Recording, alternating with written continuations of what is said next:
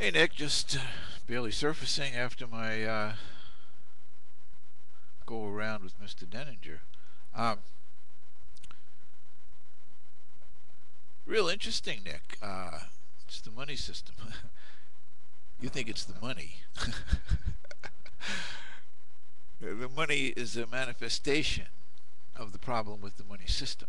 Okay? Now, the debt money system. It's like when my dad, had to get his education. We're we're we're on the 18-month long run of the day before the crash. Is what we're on. Okay? And who knows how long it's going to last? I had some bets out there that by this June, it had to happen, and it looks like I'm going to be paying on those because with the change of the market accounting rules and the ability of the government to deficit spend um, for however much longer that can go on, it can get to June. Um, Point being, it is the money system, Nick. Okay, it's the system of debt money. It's a flawed system of design. Okay,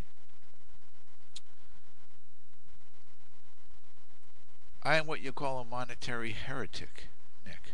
Okay, I'm one of those guys. If I would have studied economics, when I would have got to that hallway, and you look down there and it says monetary systems, reforms,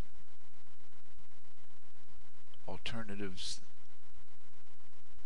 I would have went down there, and I probably wouldn't have got my PhD, you know, and I wouldn't have had my academic career, but I would have went down there because I'm really curious about how things work. And monetary systems, you know, is where it's at. Understanding the monetary system is where it's at, Nick. It's like anything else. When you go to the faucet and it doesn't run, do you blame the water? Do you blame the faucet? No. You take a look at the whole system, back to the source. Okay? When the heating system, the light goes on, doesn't work, you blame the light? Blame the lack of light? That's what we're doing now. No. You got to blame the electricity system. Okay? So when you run out of money, there's not enough there coming out to deliver any comfort, to deliver any light, because it's all going back into fuel, and your net energy is getting down to zero. And that's what that chart is telling you, Nick. When your net energy out of the monetary system, when I say the monetary system, the debt money system, is getting down to zero, don't blame the money. Blame the money system. Okay? And go after the monetary system fix. Now, I think you know what our fix is, you know. Change the debt money system to a debt-free money system. Not free money, Nick. Even after you said it wasn't free money, you still said the government gives it out for free. The government does not give it out for free. The government pays it into existence for goods and services received in a sufficient quantity to keep adequate circulating medium of exchange in the economy, the essential function of the money system.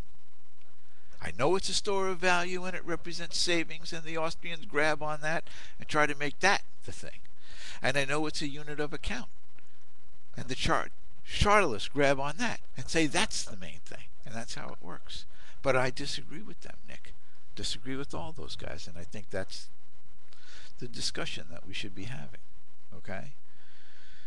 The monetary system represents the basic out of all those other systems, electricity, heating, water, whatever, out of all those other systems, the monetary system serves as the energy source for the entire economy. Okay? That's what the monetary system does. And it's national because nations have monetary systems. Okay? Nations need monetary systems because that's the only way people can control anything. You know? We are nationals. Some of us would rather not be nationals. You know? I'm an old anarchist, you know. I admit that, you know. And when anarchists, you know, I'm an old back to the lander, Nick. You know, I lived for 9 years in Canada homesteading, you know. I don't want the government having any more to do with my life than it should be. I want the government out of my life, as a matter of fact, and I will work very hard to get the government out of my life. But I need a money system that can deliver an education for my children, and health for me, and well-being for the rest of us. A money system, a monetary system. So that, you know, is what brought me back when my dad used to come to visit me in Canada and say, Joey, it's the money system. You should study what happened over here in Canada.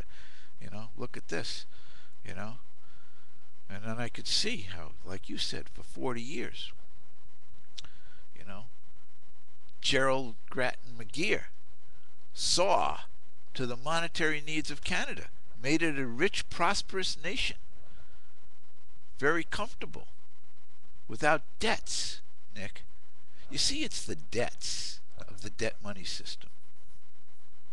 That's what it is. Can you imagine that in this country right here, you know, this United States of America, we got a group of folks up there on Wall Street, okay, who've been bailed out by this insane, corrupt government that we have right now. Totally agree. To the point where we, the taxpayers, are providing them money. We're providing them money at 0% interest. They're taking that 0% interest money and taking bets and making bets against the success of this country, of this people, of taxpayers.